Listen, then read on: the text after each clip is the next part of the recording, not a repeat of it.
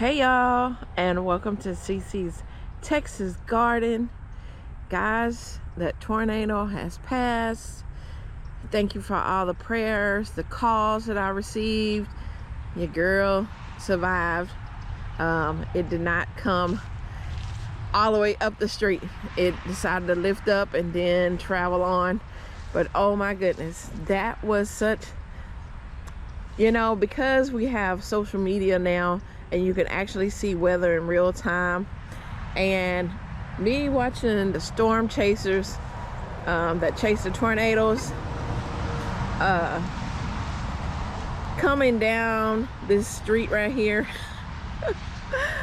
I was watching them. I'm like, oh no, okay, they passed the gas station, okay, and they're like, wow, they was all like hyped up because of the tornado, and I'm like, no. They're like, it's in the field, and and I was like, oh no, please don't come here.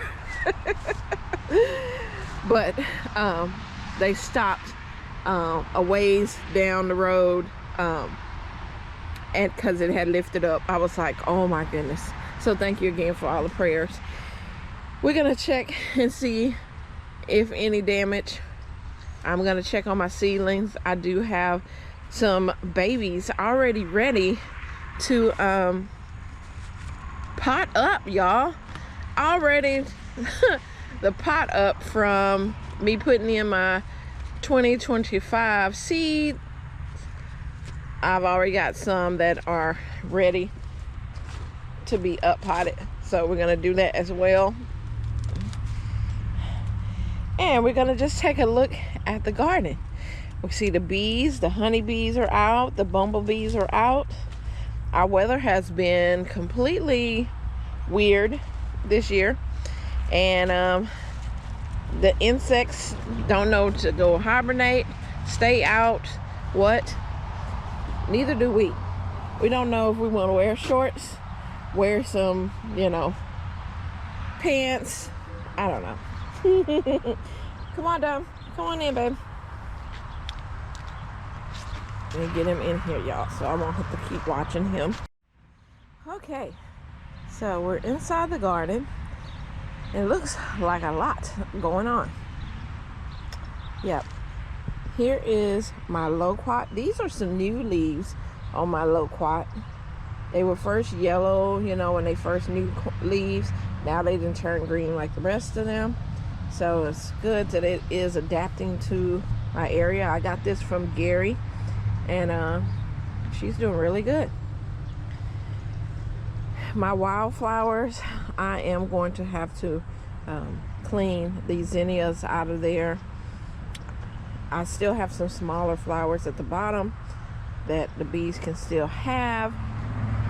This is my dragon fruit, and also this is my dragon fruit here. This is the one that was producing for me, and she is putting out a lot of new, see these brighter color ones? These are new branches that she has produced out. All right, my rutabagas. Y'all might have to do a harvest of my rutabagas. They are large. Look at these leaves. You can eat the leaves of the rutabaga, and also the stalks and the base of it. They're looking good. The nasturtium, look at this girl. She is beautiful. All right, we got some bees on my holy chocolate bubblegum basil plant. They love it. They love it.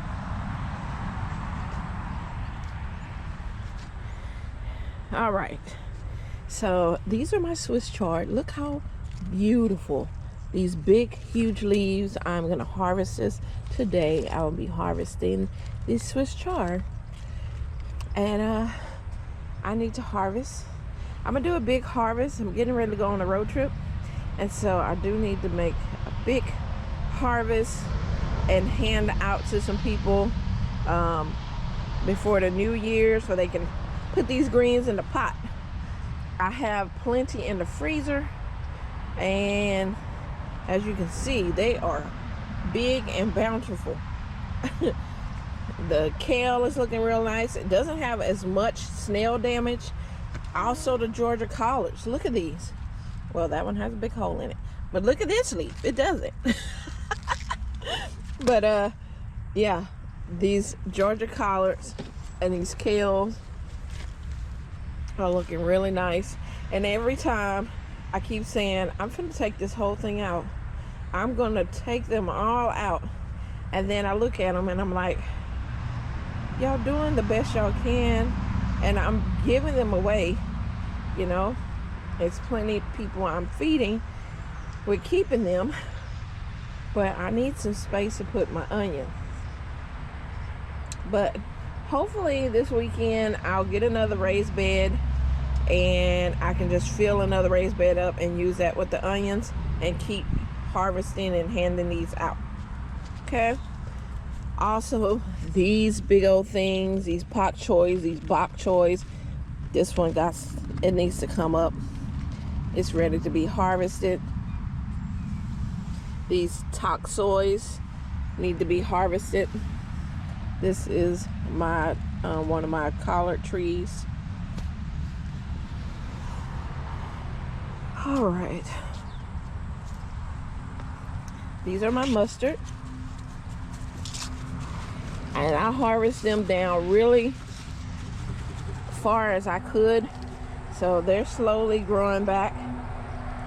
I'm glad with them. I'm glad it's not filled up right now. To give me a break. Whoa, I'm telling you, harvesting, it's a good thing, but the processing of the harvesting off. So here is my beautiful beets. I need to harvest this beet. It is ready. So we're gonna do that as well, because look at it. Y'all see that beet? That beet is ready to be pulled. So I'm gonna pull her, and probably the one next to her is not ready yet. All right. These are my broccoli. I need to harvest broccoli because you see they're trying to all flower. Our weather keep messing with these things. Look at these. These are nice. These are the side shoots.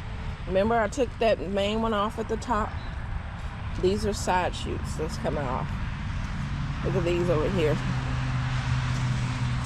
All these little side shoots. I'm gonna take them because they're doing this. The flowers taste like broccoli as well. So I'm gonna harvest them all off of there for it can just continue to do some little side shoots like these. There's some more. This one is the top of this one. I think I'm gonna go ahead and harvest it because it's starting to kind of loosen up, which means the flower is gonna try to produce. I need to harvest that. I have smaller ones down here that'll be coming up. These broccoli here. And this is broccoli romanesco. She's doing good. She's doing good. She don't have a head yet. And I think that one is as well. My green stock, I decided to put it 3 and 2. So I have 3 little sections here and 2 right here. These have some of my herbs, which I need to harvest. Some of this thyme. Yep. This is thyme, yep. Harvest some thyme. Here's some parsley. What kind of parsley is this? Italian parsley. And this is not no kitchen sage. And that was a snail. I don't know what kind of parsley this one is. Right?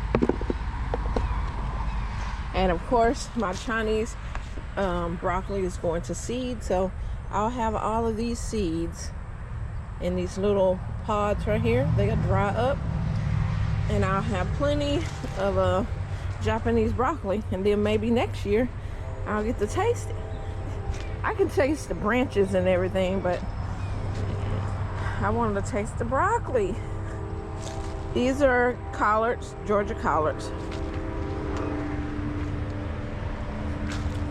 Wow, the wind really whipped these over here. The bees are coming in here as well. Look at the stalk on these. These are also the Chinese broccoli. Look at that. I'm gonna stake these up and let them be able to dry, and the bees are still enjoying them, as you can see. Yeah, I'm gonna stake these broccoli up. But look how long these are. Wow.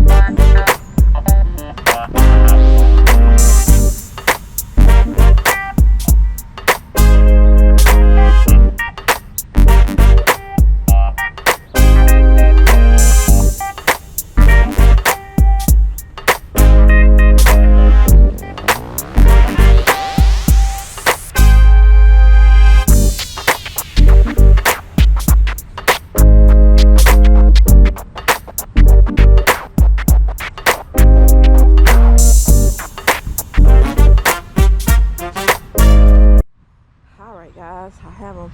I gotta do some zip ties and tie them on there, but yay, they're back up. They was leaning all on my turnip tops. And I want to take y'all over here. Y'all notice something different. My Savoya cabbage, my purple cabbage, is smaller. Yeah, what I did, these leaves was way out here. I harvested all those leaves and gave them away. Yeah, look how huge these leaves are. I gave a whole garbage bag full of these leaves to some people, and yeah, they was excited about it. And my cabbage head is looking really, really nice. It is hardening up. Beautiful Savoya cabbage. I will grow these, y'all.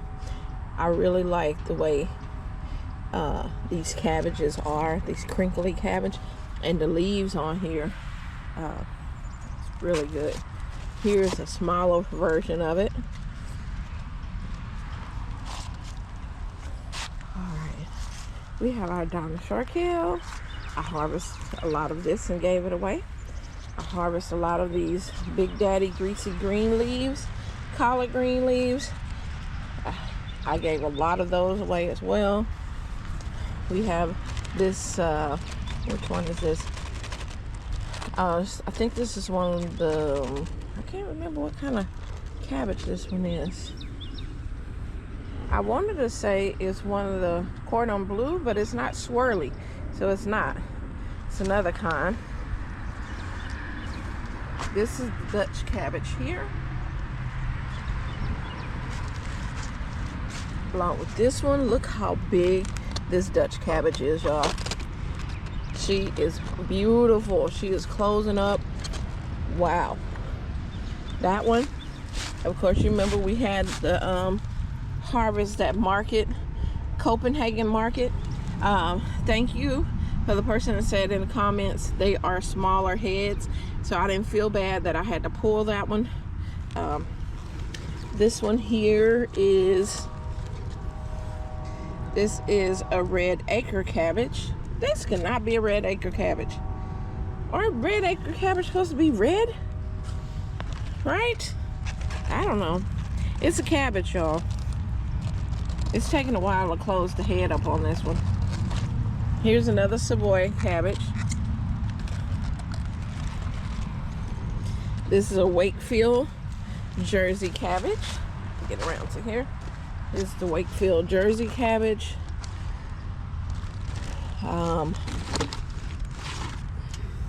late Dutch cabbage. It's not as big as this one, but they're the same family. There's another of the purple Savoy cabbage, and it's not as big as that other one. I think it depends on how much space they have, how big they stretch out. Now, on the other hand, these red rock cabbages, they are taking over the bed. So now, my beautiful beets are in here. These beets are not ready yet. The leaves, I can harvest these and eat the leaves with my Swiss chard. But these cabbages want to take over this bed.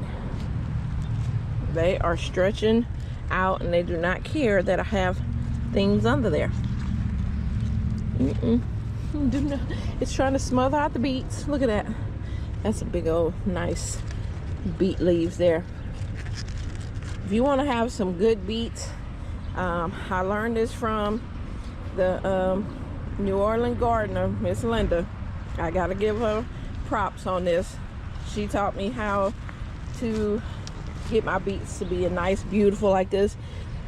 What you do is every 10 days you give it bone meal, and every 2 weeks you give it 5-11. 10 days bone meal, every 2 weeks 5-11, and you have some nice, beautiful beets like this. Thank you, Miss Linda, for giving me that tip a year or so ago. I still use it. It works. Okay, these are mustard greens in here. Some more beets. There's another big cabbage here. All right. This is my borage. Look at her. She's so pretty. Look at that beautiful borage.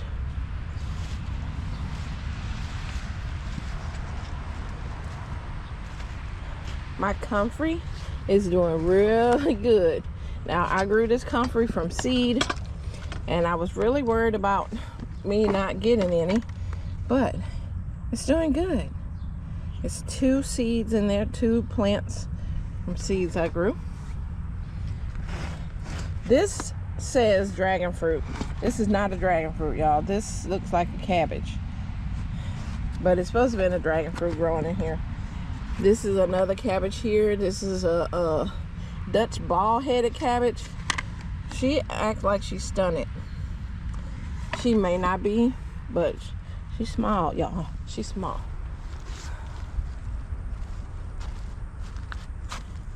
These are my red Russian kale. Love these. Beautiful leaves.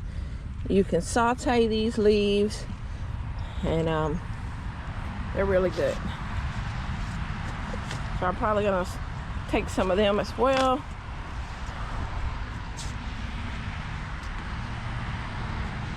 My pink guava. I say mine even though it's supposed to be my daughter's guava, but she don't want it until it produces some fruit. So it's mine, and I'm just gonna give her fruit. But yeah, we're getting more and more leaves on her.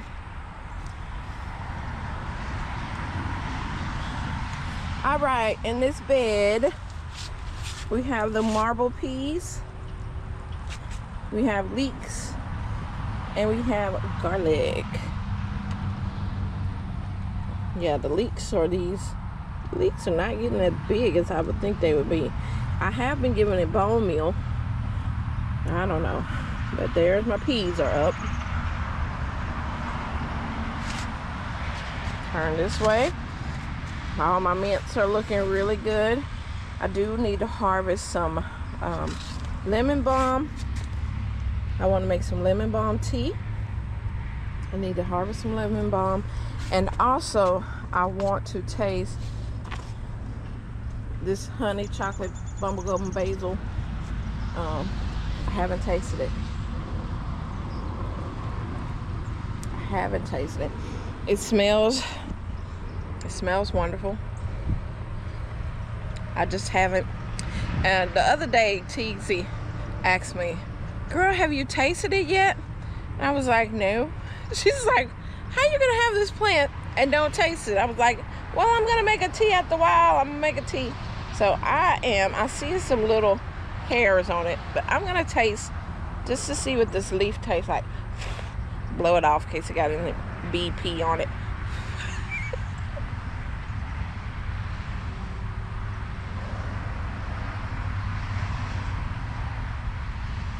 Very floral. Oh yeah. It's strong. I need it in a tea. Definitely need it in a tea. Whew. My tongue kind of a little numb. It'll be alright. It'll be alright. But yeah, I'm going to harvest some of that because I want to see what it tastes like. And I need some sugar. Need some sugar to that. But that has a very strong aromatic floral taste to it. So yeah. It is a India plant. And so yeah. I got this from Tina when we did the plant exchange swap, which will be coming back up in the spring sometime, probably around February, March. So I'm excited to see what new stuff I can come to the garden with.